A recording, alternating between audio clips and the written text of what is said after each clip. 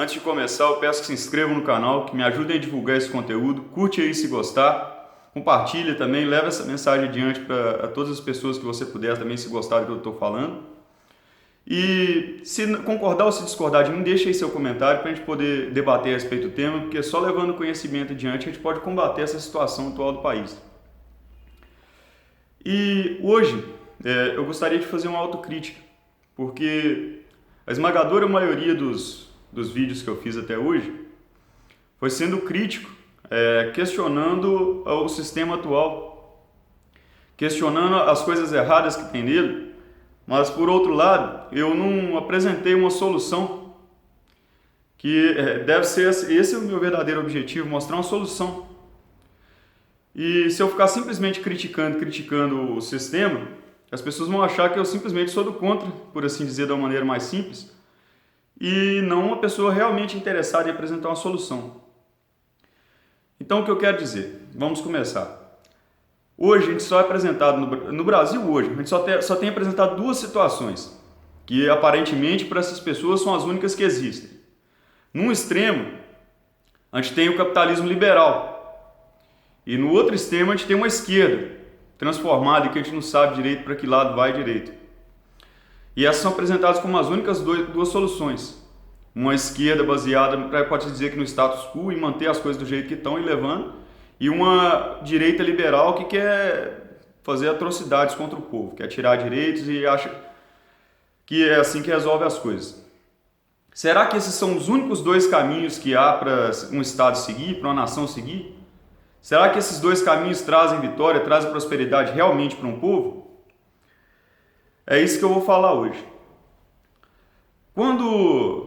Se você voltar a pesquisar um pouquinho, você vai ver que em determinado momento do século passado, o capitalismo liberal deu mostras de que ele é insuficiente para se manter sozinho.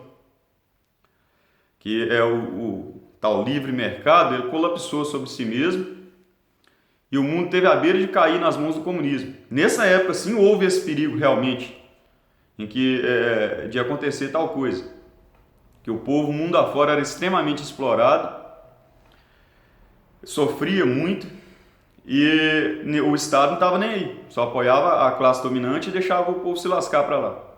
E nisso o comunismo foi ganhando terreno e realmente pôs em perigo a existência dos Estados-nação. Nessa época, sim. Porém,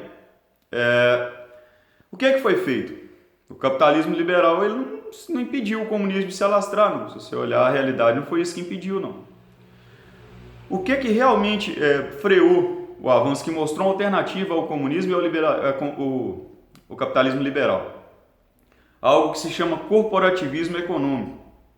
Algo que muitas vezes vocês já podem ter ouvido, mas com uma conotação pejorativa, vindo principalmente dos liberais, para designar sabe-se lá o que nem eles mesmos sabem o que estão falando, e não o que realmente tem o significado dessa palavra. O que seria o corporativismo econômico em seu modelo original?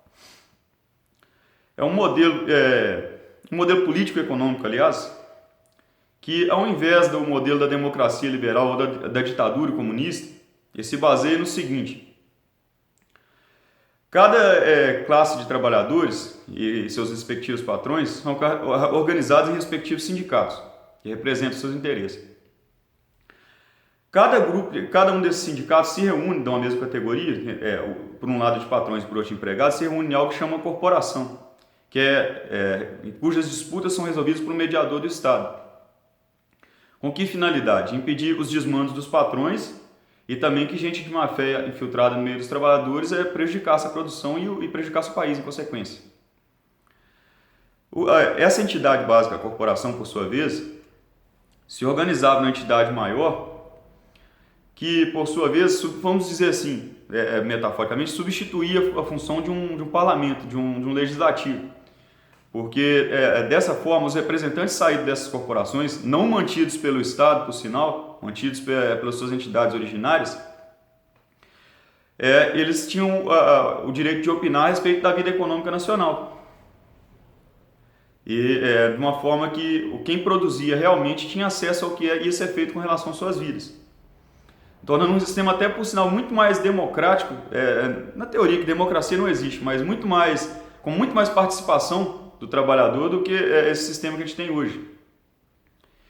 E por outro lado, outra face desse sistema, ao invés de um sistema liberal em que ninguém assume responsabilidade, cada um faz o que quer e depois ninguém é responsabilizado, no corporativismo econômico a figura de um líder assumia plenos poderes, citando as palavras de outro, mas para assumir plenas responsabilidades. Ele tinha plenos poderes para governar, mas por outro lado ele também era cobrado por isso. Auxiliado por um grupo, um conselho, com finalidade não de decidir o futuro do país, mas de aconselhar essa pessoa a escolher os melhores caminhos para a nação. E esse sistema político, fora essas duas situações que eu citei, outra característica marcante e importante, que sob esse sistema busca-se a plena autarquia do Estado. O que seria isso? Autossuficiência. Buscar da melhor maneira possível que o Estado produza a maior quantidade de coisas do que ele precisa, que ele dependa do exterior o mínimo possível. Porque um Estado que tem o controle de sua própria produção, que produz aquilo que ele consome em sua maioria, ele não é vulnerável à interferência externa. Para como que se faz isso? Fomentando a descoberta dos recursos naturais no território, a sua exploração, desenvolvendo a indústria, gerando emprego. É dessa forma que funciona esse sistema.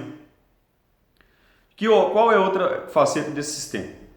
É que ele não buscava reprimir e manter o trabalhador sob controle a qualquer custo e nem acreditava que ia melhorar sozinho a vida dele. O que ele acreditava? Que tinha que se criar direitos, ampliar os direitos do trabalhador para que ele tivesse um aumento de padrão de vida, para que ele tivesse uma vida digna e pudesse contribuir com o Estado. Com o Estado, eu digo, com o Estado-nação, com o bem comum. E, por outro lado, o que a gente tem nessa forma de governo, nessa época em que o mundo estava tumultuado, que as dificuldades surgiam, ela acabou servindo como uma alternativa. Ela mostrou que você tem como proteger e cuidar do trabalhador, dar para ele uma vida digna, sem entregar às garras do comunismo, que se apresentava como a única solução à exploração do liberalismo no momento. Mas, por outro lado, esse sistema ele não limitava a livre iniciativa, ao contrário do comunismo. Ele não estatizava os meios de produção. Ele simplesmente atuava onde a iniciativa privada era ausente, o Estado assumia. Onde ela era carente, ela era deficitária, o Estado apoiava. E onde ela era plena, o Estado regulamentava para que o interesse dela confluísse com o interesse do bem comum. Porque se você acha que, suponhamos, uma suposição, se no Brasil hoje tivesse uma carestia de alimento muito grande, se tivesse gente passando fome nas cidades, você acha que o produtor que está produzindo soja lá para o Mato Grosso afora, ele ia parar de produzir soja que está dando lucro para ele vender lá para a China, para a Europa afora, para produzir alimento porque o povo está morrendo de fome? O empresário ele não vai parar de produzir o que dá lucro para ele simplesmente para ajudar os outros, não. Então, não quer dizer que o Estado forçava o empresário a parar de ter lucro, mas se o lucro dele fosse um pouco menor para atender uma imposição do bem comum que fosse necessário para todos, o Estado fazia isso. Impedia que muitas vezes a economia nacional fosse manipulada por interesses externos para prejudicar o bem comum. Então, basicamente isso foi o corporativismo da forma que ele foi implantado. E o que eu defendo, e o que eu vou deixar de referência esse vídeo daqui para frente. Eu defendo sim um modelo de corporativismo econômico, não da forma exata como ele foi feito na época antiga, mas um corporativismo econômico adaptado à nossa realidade atual e que seria implantado de que forma? Basicamente, em geral, as regras que eu citei, mas não de uma forma abrupta, uma ruptura com o sistema atual. Porque uma ruptura com o sistema atual imediata e de qualquer jeito, o que ela geraria? Desemprego. Porque se você, como é que eu posso dizer? Se você prejudica demais as empresas multinacionais, elas fugiriam do país imediatamente, gerando uma massa de desempregados que o Estado não ia ter como cobrir. Ia gerar instabilidade, miséria e sofrimento para a população. E não é isso nem de longe que eu almejo para o Estado, que eu almejo para o Brasil e que eu acredito que nós mereçamos. Como que eu acredito que isso deveria ser feito, essa implantação? Através de uma substituição gradual desse sistema, não do sistema político. Esse eu acredito que deveria, assim que possível, ser substituído por completo. E vou falar como posteriormente. Mas no meio econômico, Eu acredito que se devia se buscar a plena autarquia do Estado como elevando os impostos para as multinacionais, para as empresas estrangeiras instaladas no Brasil e abaixando os impostos para a iniciativa privada nacional e dando até incentivo do Estado quando fosse necessário, fortalecendo essas empresas para que a longo prazo elas conseguissem se tornar grandes, suprir essa demanda de mercado que essas empresas multinacionais hoje fornecem, para que aí sim, gradualmente, elas fossem sendo retiradas do país, de forma que não gerasse desemprego, e sim um número maior de empregos, pela produção das novas e mais fortes empresas nacionais, comprometidas com o nosso Estado. E fora isso, tocando no outro ponto, eu gostaria de falar também como eu acho que isso deveria ser implantado a nível político.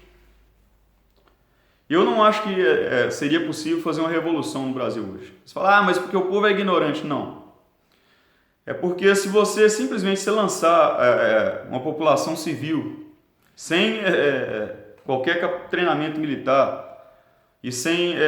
não é um povo que é acostumado a ir à batalha como em certos países, contra um exército treinado e capaz, especialmente no nível que a tecnologia está hoje, seria um massacre, simplesmente. Mas então você acha que nós devemos sentar e ficar de braços cruzados? Ou adotar uma teoria afeminada como o dos anarco-liberais, que tem que convencer o maior número de pessoas possíveis? Por mais tosco que isso seja, não. Você acha que deveria entrar e jogar com as regras do sistema? Sim e não. Eu acho que deveria se criar um partido político de vertente nacionalista que defendesse esse modelo corporativista de Estado. Não uma coxa de retalhos formada por ideias contraditórias, como já se tentou fazer aqui, mas um partido único, unido como uma única unidade de força por todos que fizessem parte dele, com um líder, uma ideia única e um objetivo seguido com toda a fé por todos.